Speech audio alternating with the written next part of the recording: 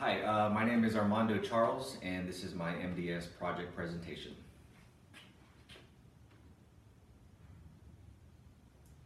So this slide here, down on bended knee, we have the question here, will you marry me? And my project proposal was based on the fact that I recently got engaged, so thank you if you're actually happy for me.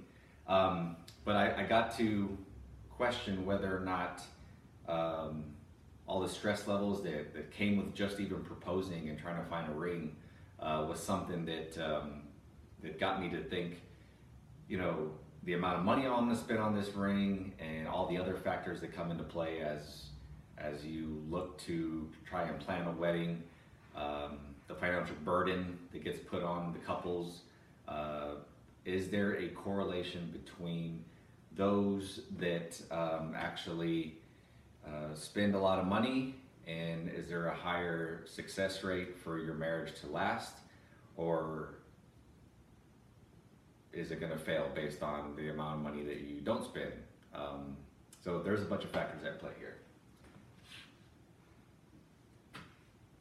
So again, my question for the research was, does the amount of money you spend on a wedding reflect on the success of the marriage, and is there a real correlation that can be determined between the dollar amount spent and if your marriage will actually last? So this picture here, got the money. I just found that kind of funny with the skull there.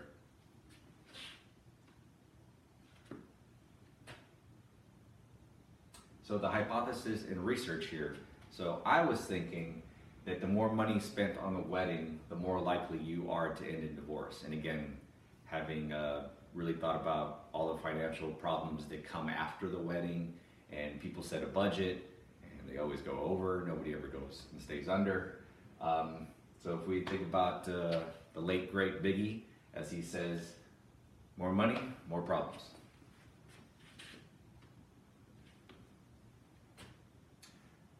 So where did it all start? I mean, why do we spend so much money on weddings and the diamond ring and everything else?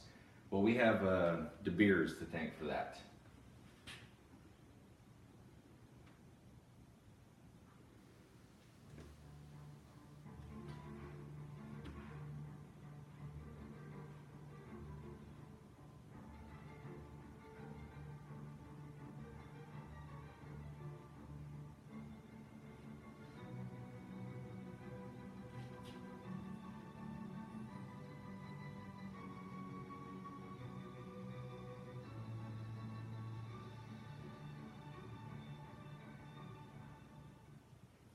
So De Beers was actually very smart with their slogans that they used as they were trying to promote the diamond.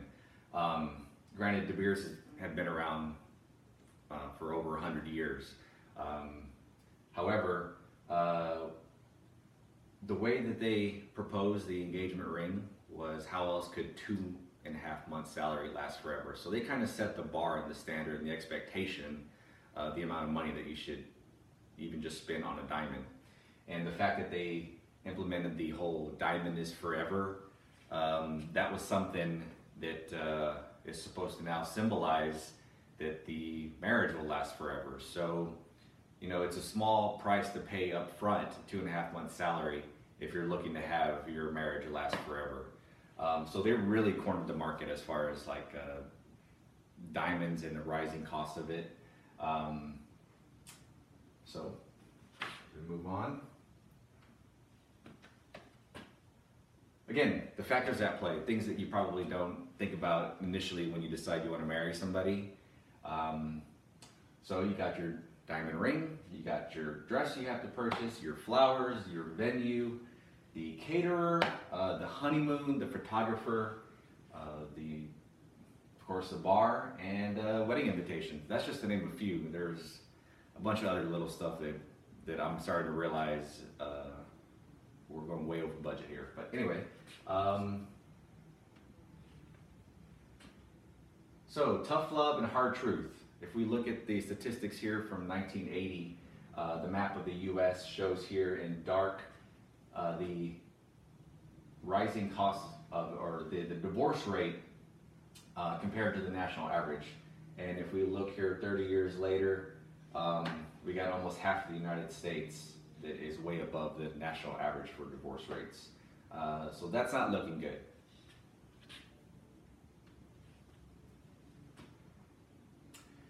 So I found this website called Cost of a Wedding. It allows you to kind of create a budget and get an idea of all the other things that I didn't mention as far as the factors that were at play.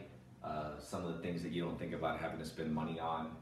So when you are setting your budget, the amount of guests really play a factor as far as the amount of money you're going to spend. And just looking here in San Antonio, the average cost of a wedding is $22,500 all the way up to almost $40,000 that you're going to be looking to spend. So, you know, after you spend all that money, you know, how happy are you going to actually be? I mean, you're just throwing a party for somebody else. So you may want to think about that as you're trying to put together your invite list and how big you actually want to have it.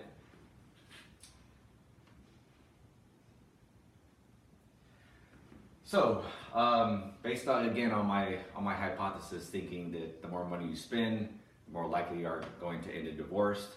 So, based on all the research I did, in conclusion, I found that there was no real interconnection between the wedding cost and marriage duration. So this area is actually really under-researched. We have a bunch of people that promote beautiful, luxurious weddings, but the fact that all that money that comes into play, they're probably not even concerned whether the marriage is going to last, because if it doesn't, then you're probably just going to get married again and spend all that money all over again.